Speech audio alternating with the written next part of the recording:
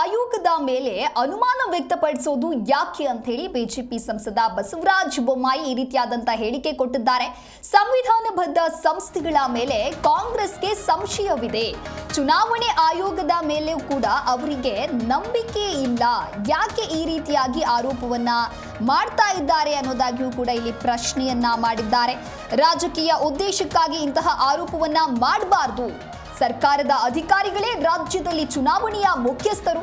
ಚುನಾವಣಾ ಆಯೋಗ ಕರೆದು ಏನಾಗಿದೆ ಹೇಳಿ ಅಂತ ಹೇಳಿ ಕೂಡ ಕೇಳಿದೆ. ಆದರೆ ಕಾಂಗ್ರೆಸ್ ನಾಯಕರು ಲಿಖಿತವಾದಂತಹ ದೂರು ಕೊಟ್ಟಿಲ್ಲ.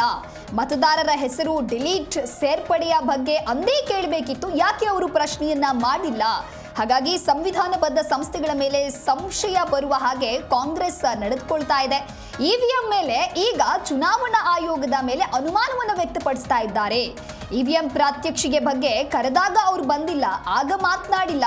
ರಾಜ್ಯ ಸರ್ಕಾರದ ಅಧಿಕಾರಿಗಳೇ ರಾಜ್ಯದಲ್ಲಿ ಚುನಾವಣೆಯ ಮುಖ್ಯಸ್ಥರು. ರಾಜಕೀಯ ಪಕ್ಷಗಳಿಗೂ ಬೂತ್ಗಳಲ್ಲಿ ವ್ಯಕ್ತಿ ನೇಮಕಕ್ಕೆ ಅವಕಾಶ ಇದೆ. ಇದರಲ್ಲಿ ಚುನಾವಣಾ ಆಯೋಗ ಇನ್ವಾಲ್ವ್ ಆಗಿದೆ ಅಂತ ಆರೋಪವನ್ನ ಮಾಡೋದು ಸರಿಯಲ್ಲ ಅಂತ ಹೇಳಿ ಸಂಸದ ಬಸವರಾಜ ಬೊಮ್ಮಾಯಿ ಹೇಳಿಕೆ ಕೊಟ್ಟಿದ್ದಾರೆ. ಇಡೀ ದೇಶದಲ್ಲಿ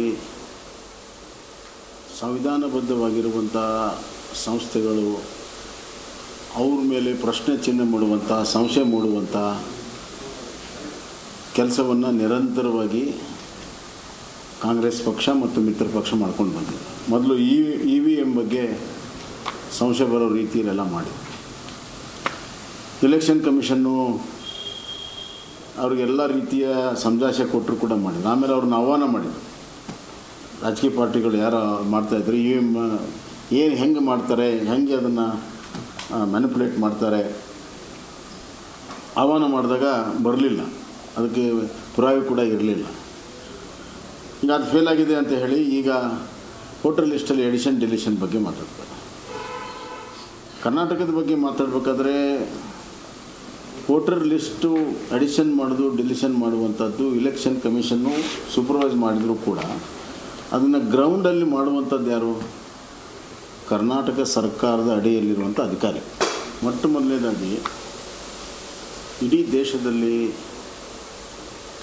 ಸಂವಿಧಾನಬದ್ಧವಾಗಿರುವಂಥ ಸಂಸ್ಥೆಗಳು ಅವ್ರ ಮೇಲೆ ಪ್ರಶ್ನೆ ಚಿಹ್ನೆ ಮೂಡುವಂಥ, ಸಂಶಯ ಮೂಡುವಂಥ ಕೆಲಸವನ್ನು ನಿರಂತರವಾಗಿ ಕಾಂಗ್ರೆಸ್ ಪಕ್ಷ ಮತ್ತು ಮಿತ್ರ ಪಕ್ಷ ಮಾಡ್ಕೊಂಡು ಬಂದಿದೆ. ಮೊದಲು ಇವಿಎಂ ಬಗ್ಗೆ ಸಂಶಯ ಬರೋ ರೀತಿಯಲ್ಲೆಲ್ಲ ಮಾಡಿ ಎಲೆಕ್ಷನ್ ಕಮಿಷನ್ನು ಅವ್ರಿಗೆಲ್ಲ ರೀತಿಯ ಸಮಜಾಯಿಷಿ ಕೊಟ್ಟರು ಕೂಡ ಮಾಡಿದ್ರು. ಆಮೇಲೆ ಅವ್ರನ್ನ ಆಹ್ವಾನ ಮಾಡಿದರು.